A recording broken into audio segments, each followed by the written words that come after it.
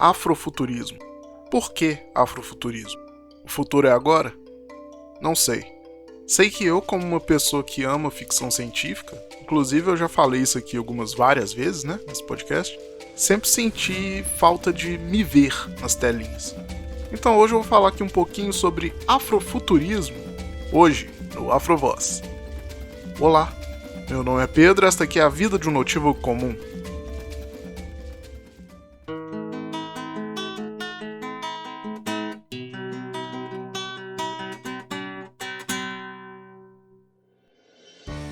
Antes de falar sobre afrofuturismo em si, vou falar aqui um pouquinho sobre uma série que eu gosto muito, que é Star Trek, ou Jornada nas Estrelas. É legal assistir a série clássica, porque existe uma personagem negra, que é a Uhura, inclusive ela é bem famosa, né? Por ser uma das primeiras personagens negras na televisão nos anos 60. Também é muito bom assistir a Jornada nas Estrelas, a nova geração, ou Next Generation, que tem o chefe engenheiro, LaForge, que é negro, e o chefe da segurança, o Worf, que apesar de não ser humano, né, ele é um alienígena, ele é um Klingon, ele também é um ator negro. Pô, maneiro, né? 2 negros. Uau! E aí eu assisto o Jornada nas Estrelas Voyager, que tem o Tuvok, que também não é humano, mas é um ator negro. E quando eu preciso descansar dessa minha jornada nas estrelas, eu faço uma parada para manutenção na Estação Espacial Deep Space Nine, que cronologicamente é a última série dessa franquia. Lá no Deep Space Nine, finalmente temos um capitão negro, que é o Sisko, Benjamin Sisko. Porra, finalmente, né? Um capitão negro. Tem também o filho dele, que é o Jake, que apesar de não fazer parte oficialmente da tripulação da Deep Space Nine, ele tem bastante importância para o desenvolvimento da história. E agora a gente volta um pouquinho, na verdade muito no passado, que é na Jornada nas Estrelas Enterprise, que é um prequel, ou uma frequência de toda a franquia, porque ela se passa acho que 1 ou 2 séculos antes. Lá tem um piloto negro, que é o Travis, e sim, a palavra frequência existe, é realmente o antônimo de sequência. Agradeço aí ao amigo Arthur Zonato, do podcast Leitores do Zodíaco e da pizzaria Zonato d'Italia por essa fatia de conhecimento. Valeu! E na nova série Discovery, que também é uma espécie de frequência, só que ela passa alguns anos antes da série clássica, não lembro mais quantos anos, tem a protagonista, Michael Burnham, que também é negra. E por que eu tô falando tanto de Jornada nas Estrelas? Eu tô apontando que, apesar de ser uma história que se passa no futuro, onde já existe viagem espacial, tecnologias absurdas como o holodeck e o médico holograma físico, uma terra onde já não existe mais a necessidade de usar dinheiro, não existe mais guerra, não existe fome, não existe mais preconceito, não existe racismo e por aí vai, é basicamente uma utopia, ainda há pouquíssima presença de negros. Pouquíssima. Chega a ser pontual, como eu bem apontei. E eu amo ficção científica. É um dos meus gêneros favoritos em jogos, livros, filmes, séries, mas sempre teve alguma coisa me incomodando. Inicialmente eu não percebi que era a falta de pessoas negras, eu com certeza não sabia que era exatamente isso. Essa percepção é mais recente, tipo de uns 3, 4 anos pra cá. Eu comecei a perceber que muito do que me incomodava nesse meu gênero favorito era a falta de personagens negros. Especificamente a falta de personagens negros importantes. Porque sempre quando tem, é um cara que tá ali, faz uma ponta, ou ele é um figurante, um coadjuvante do coadjuvante. E aí quando tem esses personagens raríssimos, que são importantes, tipo o Capitão Sisko e a Michael, por que são tão poucos? A Michael, por exemplo, ela tá praticamente sozinha. O Sisko tá praticamente sozinho também. Claro, dá pra argumentar que é porque Jornada nas Estrelas tem muito alienígena, mas tá bom, mas e os humanos? Por que praticamente todos os humanos lá são brancos? Então eu comecei a pesquisar sobre ficção científica com negros. Inclusive essa foi exatamente a pesquisa que eu joguei no Google. Ficção científica com negros. E aí eu me deparei com afrofuturismo.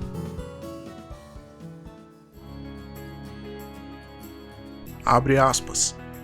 O afrofuturismo é uma estética cultural, filosofia da ciência, filosofia da história e filosofia da arte que que combina elementos de ficção científica, ficção histórica, fantasia, arte africana e arte da diáspora africana, afrocentrismo e realismo mágico com cosmologias não ocidentais para criticar não só os dilemas atuais dos negros, mas também para revisar, interrogar e reexaminar os eventos históricos do passado. Cunhado por Mark Derry em 93 e explorado no final da década de 90 através de conversas lideradas pela estudiosa Alondra Nelson, o afrofuturismo aborda temas e preocupações da diáspora africana através de uma lente de tecnocultura e ficção científica, abrangendo uma variedade de meios de comunicação e artistas com um interesse compartilhado em imaginar futuros negros que decorrem de experiências afrodiaspóricas. Os trabalhos semi-afrofuturísticos incluem os romances de Samuel Delany e Octavia Butler, as telas de Jean-Michel Basquiat e Engelbert Metoyer, e a fotografia de René Cox. Os mitos explicitamente extraterrestres dos músicos do coletivo Parliamento Funkadelic, John Zoom Crew, Warp 9, Deltron 3030 e Sun Ra, e os quadrinhos do super-herói Pantera Negra da Marvel Comics. Fecha aspas. É isso que está escrito na Wikipedia, e pelo que eu vi, tá bem correto. Só que eu gostaria de fazer aqui uma adição própria. Afrofuturismo também significa esperança e resistência. Esperança porque no afrofuturismo a gente imagina um futuro onde não só existem negros, como também são protagonistas de suas próprias histórias e de suas próprias vidas. E resistência porque é uma resposta à cultura eurocentrista, que é feita por brancos para brancos, exaltando aí sua suposta superioridade de maneira implícita, porque afinal a maneira explícita está aqui na realidade que vivemos, né? Não dá para negar mais de 500 anos de escravidão. E se não fosse esse o caso, por que existem tão poucos personagens negros nas histórias mais famosas de ficção? E por que quando existem são ainda menos os que são protagonistas? E quando esses protagonistas sequer existem, por que eles estão sempre sozinhos? Fica o questionamento aí.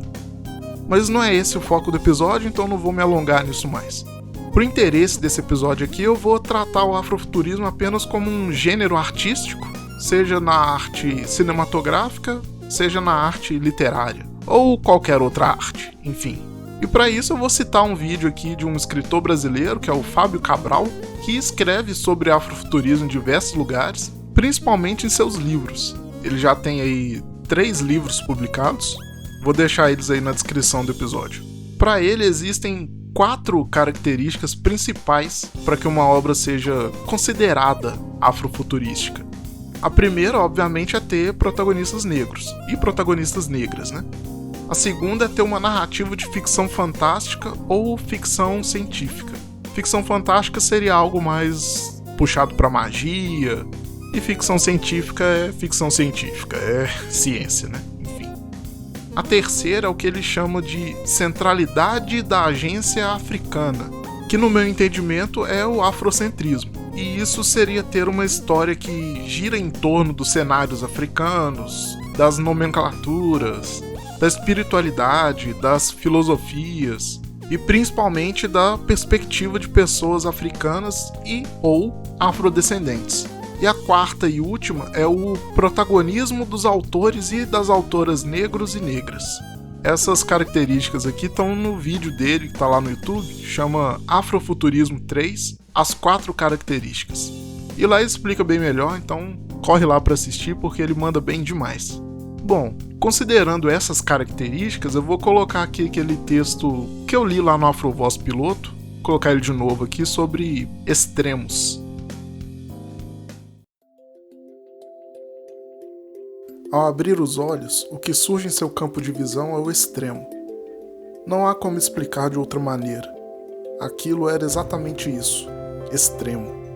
E esse extremo veio não em sua totalidade, mas dividido em ondas. A primeira onda era mais luminosa que a luz e veio acompanhada rapidamente da segunda onda, essa mais escura que a escuridão. Passado um tempo, nesse breu total, a terceira onda surgiu, mais amedrontante que o medo, e, seguindo o padrão, a quarta onda veio logo em seguida, mais pacífica que a paz. Então vieram ondas coloridas e, é claro, eram mais coloridas do que a própria cor. Eram tão coloridas que haviam cores inimagináveis ali, cores que não existem aqui. indescritíveis, extremas.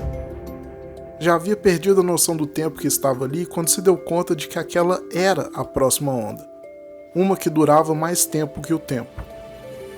No instante em que conseguiu tomar o controle da compreensão, a onda do tempo terminou e tudo ficou imóvel, incolor, inodoro, insólito. Perdeu a consciência sem se dar conta de que aquela era a última onda, mais esvaziadora do que o próprio vazio. Tente novamente.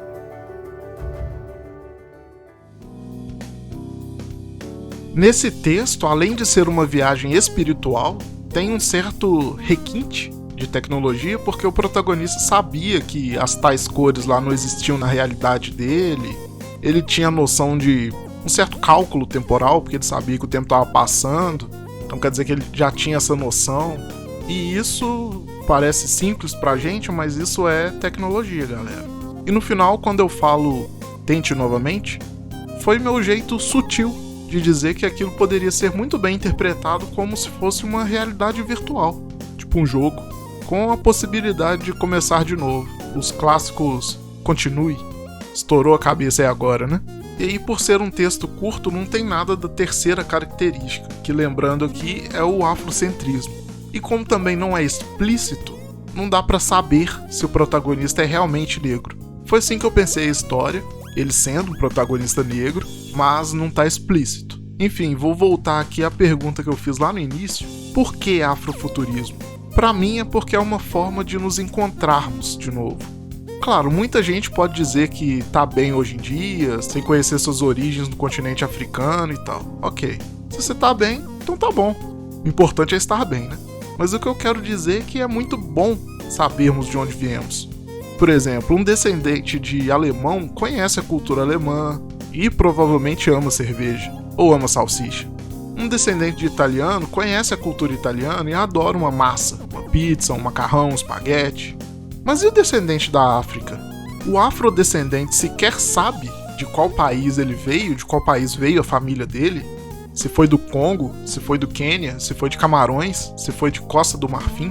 Ele sequer sabe se na época que a família dele, os ancestrais dele, vieram pra cá, esses países sequer existiam, ou isso tudo também ficou perdido no tempo.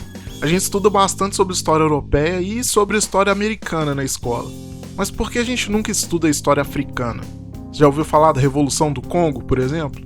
Ou como é que foi o processo de independência dos países que eram colônias francesas e portuguesas? Você já ouviu falar sobre isso? Você conhece essas histórias? E para mim o afrofuturismo é justamente essa oportunidade de aprender sobre as histórias africanas. A história se passa obviamente no futuro, e é geralmente um mundo bem tecnológico, é altamente tecnológico, mas as bases estão todas no passado. Estão enraizadas na cultura africana, na espiritualidade africana e também nas religiões de matrizes africanas. Aqui no Brasil, por exemplo, como a Umbanda e o Candomblé. E se a gente não entende algum termo que está na história, por exemplo, Maafa, essa também é a oportunidade de fazer uma pesquisa sobre isso. A internet está aí e nessas horas é uma puta aliada. Mas para finalizar aqui o episódio de hoje, eu quero citar uma obra que para mim é bastante afrofuturística. Não sei se ela realmente é considerada assim ou se é só uma ficção científica, mas para mim ela é bem afrofuturística. É um filme que eu já recomendei no episódio Viagem no Tempo, mas eu vou recomendar de novo aqui porque além de ser um bom filme, é bastante pertinente para esse episódio. É aquele filme que chama A Gente Se Vê Ontem, que tá lá no Netflix. Tem uma protagonista negra e um deuteragonista, acho que é esse o nome mesmo, negro, que é o vulgo parceiro, o sidekick, o Robin. Então beleza, primeira característica aí é que são ambos protagonistas negros. Segunda característica é que eles estão tentando criar uma máquina do tempo, então essa aí é a parte super tecnológica, e é uma ficção científica. A terceira característica é que é bem afrocentrado, porque os dois estão em contato direto com as famílias deles, que ou são descendentes de africanos, ou são imigrantes africanos. E a família do sidekick lá, do Robin, ela é particularmente espiritualizada. Além, claro, de se passar em um bairro de maioria negra, com a cultura negra bem na cara e tal.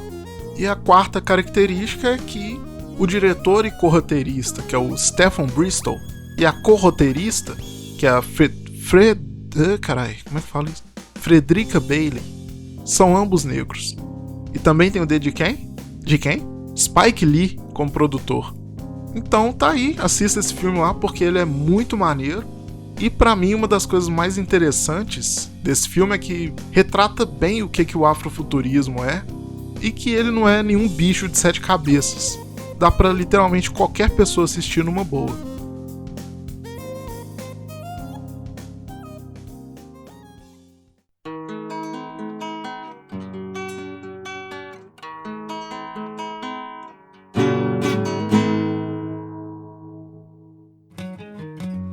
Bom, então esse foi o episódio de hoje. Gostaria aqui de dizer que esse episódio terá um pequeno spin-off, onde eu falo sobre, vou chamar aqui de o filme dos sonhos na temática afrofuturística. Deve sair na sexta ou no sábado no máximo. E é isso aí, então o episódio bônus. E preciso dizer também que esse episódio aqui ainda é mais um apanhado geral e a minha visão pessoal, né, e interpretação do afrofuturismo. O próximo Afrovoz vai ter mais informações, mais citações, mais obras. Ele vai ser um pouquinho mais técnico. Agora eu preciso dar aqui um pequeno feedback para minha amiga Elisa, que mandou um e-mail. Então, Elisa, a escritora Octavia Butler, ela já está na pauta do próximo Afrovoz como uma das precursoras do afrofuturismo. Valeu pela dica aí e brigadão pelo e-mail. E também deixo aqui meus parabéns à minha amiga Karine e ao meu amigo Arthur, cujos aniversários são dias 5 e 6 de maio, respectivamente. Então, feliz aniversário para os dois aí, muitas felicidades, muito sucesso e tudo mais. Fique em casa. Bom, então é isso. Obrigado por ter escutado até aqui e até a próxima.